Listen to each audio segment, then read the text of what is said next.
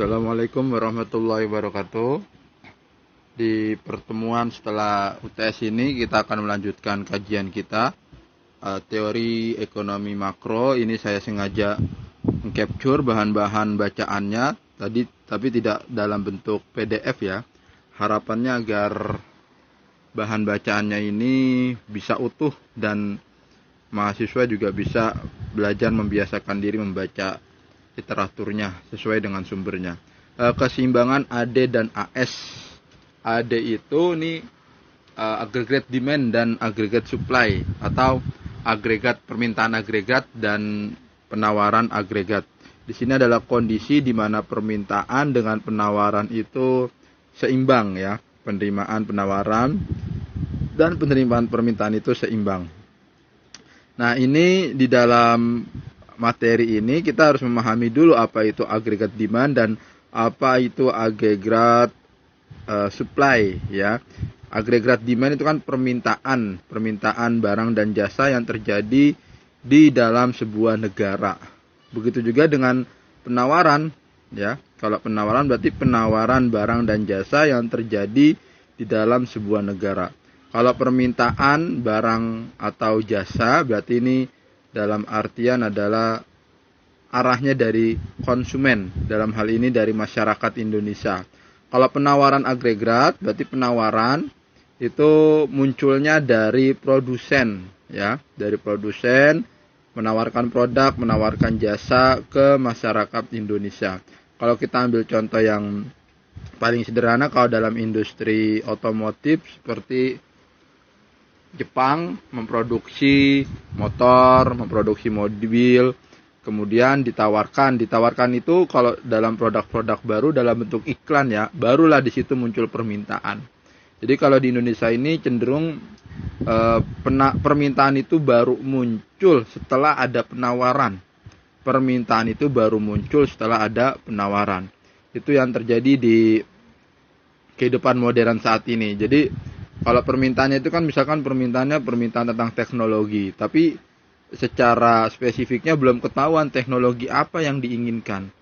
Bentuknya seperti apa, maka muncullah seperti gawai-gawai dari Samsung, dari iPhone. Nah, kemudian tampilkan itu iklan-iklannya. Nah, dari situlah permintaan semakin kelihatan ya, tanggapan dari adanya penawaran. Nah, di sini teman-teman juga harus membaca dengan tekun ya, walaupun di sini kualitas bukunya juga buku KW jadi tidak terlalu jelas, tapi setidaknya masih kelihatan lah abjad-abjadnya. Dimulai dari halaman pertama, keseimbangan AD dan AS. Di sini kita nanti akan bermain kurva. Kurva itu ada hubungan antara permintaan dengan penawaran ya. Di kurva AS ini menerangkan tentang pendapatan nasional yang akan diwujudkan perusahaan-perusahaan pada berbagai tingkat harga. Kurva AS berarti agregat supply ya. Ini adalah kondisi ketika produsen-produsen itu menawarkan barang-barang atau jasa-jasanya. Ketika menawarkan barang-barang atau jasa-jasanya, produsen itu sudah beranggapan bahwa akan memperoleh pendapatan atau income income. Kalau dari sudut pandang produsen, maka barang yang ditawarkan itu akan meningkatkan labanya dengan tingkat harga yang paling ideal. Akan meningkatkan labanya dengan tingkat harga yang paling ideal. Istilah permintaan agregat ini merupakan konsep baru. Permintaan agregat ini tingkat pengeluaran yang akan dilakukan dalam ekonomi pada berbagai tingkat harga. Arti tingkat pengeluaran berarti ini artinya adalah adanya kesanggupan daya beli ya, kesanggupan daya beli secara nasional. Kesanggupan daya beli secara nasional. Kalau kita mau lihat dari mana atau berapa besar tingkat daya belinya, yaitu bisa ada di laporan Kementerian Keuangan. Tapi kalau secara sederhananya lagi atau secara dekat itu bisa dilihat di lingkungan kita masing-masing. Pengeluaran apa yang pada saat sekarang ini permintaannya itu cenderung stabil. Nah, permintaan yang cenderung stabil ya permintaan yang hubungannya dengan barang sembako ya, kebutuhan sehari-hari, itu permintaannya stabil. Jadi tidak terlalu turun banget, juga tidak terlalu naik banget. Tapi kalau permintaan untuk yang tersier yang bentuknya mewah-mewah itu saat ini sedang tidak stabil, dalam artian menurun. Kemudian di lembaran berikutnya, di halaman yang ini, setidaknya ini bisa cukup memahami untuk belajar kita ya. Dalam hubungan tersebut dimisalkan harga-harga tidak mengalami perubahan. Artinya permintaan dan penawaran tersebut harganya itu harga yang tetap. Contoh dalam artian begini. Kalau kita ambil contoh BBM ya, misalkan Petralite itu harganya 7.900. Ya, si Pertamina menawarkan 7.900, disambut baik oleh pasar, oleh konsumen dengan permintaan yang stabil 7.900. Nah, harga bahan bakar tersebut tidak mengalami perubahan dalam jangka waktu tertentu. Arti dalam jangka waktu tertentu ini dalam jangka waktu perhitungan supply dan demand-nya, misalkan per 3 bulan. Nah, pada saat per 3 bulan tersebut, nah itu bisa diukur ya. Tapi kalau harganya naik turun, maka itu tidak bisa diukur. Kalau harganya naik turun, artinya harganya itu tidak stabil, maka itu akan sulit untuk diukur. Dengan demikian, kedua konsep tersebut mempunyai arti yang sangat berbeda. Dan sifat permintaan agregat dan penawaran agregat seperti yang diterangkan di atas, dapat disimpulkan bahwa analisis ADAS merupakan keseimbangan. Jadi keseimbangan permintaan dengan penawaran yang terjadi dalam skala nasional. Kalau di ekonomi mikro itu kan ada equilibrium, titik keseimbangan permintaan dan penawaran. Ya, kalau di makro maka AD dan AS bentuknya ya. Analisis tersebut bertujuan untuk melengkapi analisis penawaran agregat pengeluaran Y sama dengan AE. Y itu ini ya, yaitu rumus pengeluaran sama dengan agregat equilibrium yang diterangkan dalam bab 3 hingga bab 6. Ini kita agak meloncat tapi tidak apa-apa. Dari analisis Keynesian sederhana ke analisis ADAS. Keynesian ini adalah tokoh John Maynard Keynes. Jadi dulu tokoh pembaharuan di bidang ekonomi ya. Sebelumnya ada Adam Smith. Nah, antara Adam Smith dengan Keynes ini sama-sama mengisi. Kalau Adam Smith kan dulu cenderungnya ke pasar liberal ya. Tapi kalau ke Keynesian ini sudah mulai mempunyai teori-teori yang sesuai dengan zamannya. Di dalam perbedaannya ini ada pandangan klasik ya, buku Keynes mengkritisi bahwa perekonomian selalu mencapai tingkat kesempatan kerja penuh. Ini anggapan, ini asumsi bahwa di dalam kondisi sebuah negara itu kesempatan kerja yang diperoleh sama masyarakat itu selalu terisi. Dalam artian tidak ada pengangguran ya, tidak ada pengangguran. Alasan ini bisa dibenarkan ya, karena yang namanya ada permintaan dan penawaran berarti di situ ada ketergantungan antara produsen dengan si pekerja ya, dengan konsumen dan produsen, maka di situ tingkat kesempatan kerja penuh. Dan ini juga didasari oleh konsep supply create is main demand. Jadi penawaran menciptakan permintaannya sendiri. Anggapannya begini, ketika barang tersebut ditawarkan di pasar, maka saat itu juga muncul permintaan. Jadi untuk konsep yang seperti ini, memproduksi barang itu tidak berdasarkan permintaan. Tidak berdasarkan permintaan, tapi bisa berdasarkan prediksi. Ya, prediksinya apa? Kebutuhan. Beda loh ya, kebutuhan dengan permintaan. Kalau kebutuhan itu kan kalau saat ini ya, kalau dilihat memang dulu ada yang meminta HP Android, gadget Android, tidak kan?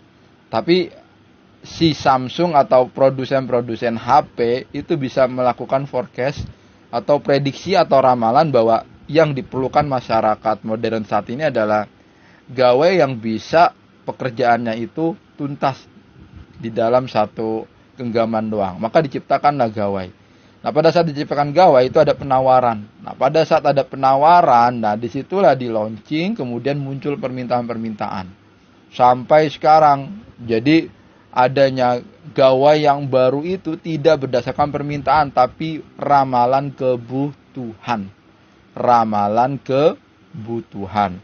Kalau permintaan itu cenderung ada kemampuan daya beli, ya.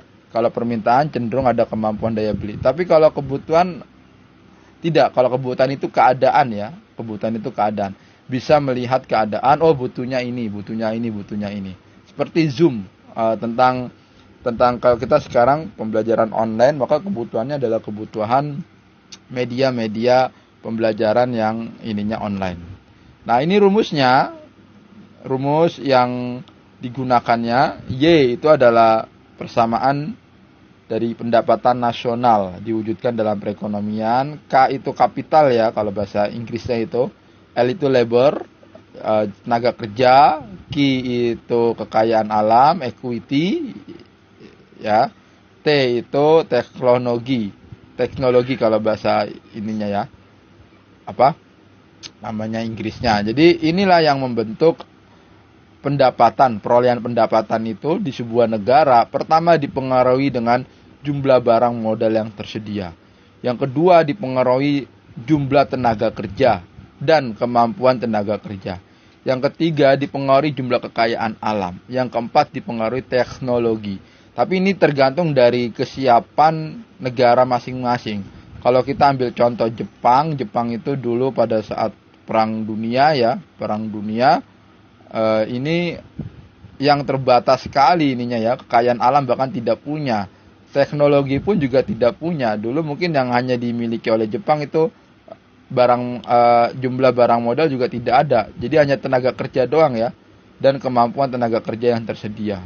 Itu yang dulu kalau kita pakai contoh Jepang, tenaga kerja dan kemampuan tenaga kerja yang tersedia. Kalau kita contoh lagi misalkan kayak Singapura itu kan tidak ada kekayaan alam. Singapura itu yang ada, ya, barang modal, ya, tenaga kerja juga mungkin itu dari Malaysia, ya. Kemudian kalau di Singapura itu kuat di teknologi, bahkan di sana sekolahnya adalah artificial intelligence, jadi kecerdasan manusia udah tingkat lanjut. Nah, ini gambaran dari yang pemahaman ini. Jadi ini adalah kondisi yang ideal kalau di sebuah negara. Ini kalau di Indonesia ideal sekali, ya, barang modal yang tersedia, tenaga kerja juga tersedia, kekayaan alam juga mumpuni, teknologi itu juga bisa diseimbangkan, bisa dikondisikan. Pandangan Keynesian, permintaan efektif dan kegiatan ekonomi, ya. Permintaan efektif ini dilihat adalah kemampuan dalam memproduksinya, ya, kemampuan dalam memproduksi. Nah, jadi kalau di Keynes dinyatakan mengkritik keyakinan klasik bahwa dalam ekonomi tidak terdapat kekurangan permintaan agregat. Dan oleh karena itu, ekonomi selalu mencapai tingkat kesempatan kerja penuh. Dalam buku tersebut, Keynes berpendapat tingkat permintaan efektif, pengeluaran agregat, dan permintaan efektif pada berbagai tingkat harga akan menentukan sejauh mana produksi nasional. Jadi begini, ketika di sebuah negara itu daya belinya cukup tinggi, ya, daya konsumsinya cukup tinggi, maka produksi nasionalnya juga cukup tinggi. Tapi dalam hal ini yang bagus, produksi nasional juga bagus dan bisa diekspor keluar, ya. Bisa diekspor keluar. Dalam perekonomian, kesempatan kerja penuh tidak akan selalu dapat dicapai. Ya, kalau idealnya seperti itu, ya. Kesempatan kerja penuh itu artinya siapa saja berpeluang untuk bisa mengisi di lini-lini pekerjaan. Itu kalau anggapannya, dan itu bisa terjadi di negara yang semua sektornya sudah stabil, tidak ada naik turunnya. Pendapat Keynes, uang dan kegiatan ekonomi. Nah, uang tidak dapat mempengaruhi kegiatan ekonomi. Kemudian maksudnya dalam keadaan seperti ini pendapatan nasional tidak dapat ditambah apabila jumlah uang dalam ekonomi bertambah. Menurut ahli-ahli ekonomi klasik, perubahan ini tidak dapat menaikkan pendapatan nasional. Artinya begini ya, uang tidak dapat mempengaruhi kegiatan ekonomi. Jadi uang yang diartikan di sini uang yang sengaja diciptakan ya, uang yang sengaja diciptakan, diperbanyak. Kalau gambaran konyol seorang, ya biar negara nggak bangkrut, cetak aja uang sebanyak mungkin. Tidak seperti itu. Nah, uang yang ideal itu uang yang didapat ketika tingkat produksinya itu tinggi, dalam artian laba yang diperoleh tinggi. Nah, baru di situ dapat mempengaruhi kegiatan ekonomi. Jadi ini uang yang bukan uang yang direkayasa, tapi uang berdasarkan hasil produksi. Kalau uang yang direkayasa, maka uang tersebut tidak dapat mempengaruhi kegiatan ekonomi. Uang direkayasa itu artinya disengaja menciptakan uang, jumlah uang sebanyak-banyaknya. Biar nanti kegiatan ekonominya juga bagus. Dalam artian orang jadi tidak kesulitan mendapatkan uang. Tapi di saat itulah daya beli, nilai uang jadi tidak berarti ya. Nilai uang jadi tidak berarti. Penentuan suku bunga, teori